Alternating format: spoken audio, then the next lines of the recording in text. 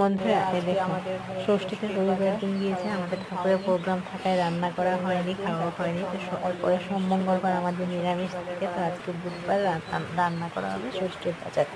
তো চিকেন আনা হয়েছে, আমার বর আবার চিকেন খায় না, তার ওনার জন্য নিয়ে আসা হয়েছে মোরগের পা, চামড়া, এগুলো। আবার এদিকে মেয়ের আজকে সামার ক্যাম্পের লাস্ট প্রোগ্রামও আছে, তো সকাল সকাল রান্না করে সারতে হবে। এখানে কচুর শাক করে যাচ্ছে,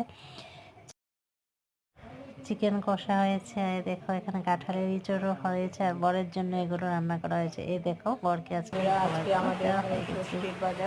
এই ছিল আজকে আমাদের খাবারের আয়োজন। তারপর সোম মঙ্গল নিরামিষ ছিল, তো আজকে ষষ্ঠী বাজার করা হয়। এখানে চিকেন কর্তা মশাই খেতে চায় না, তাই ওনার জন্য এগুলো নিয়ে এসছে। চিকেনটা খেলে, তাই চিকেন মাংস আনলেই আনতে হয় ওনার জন্যই।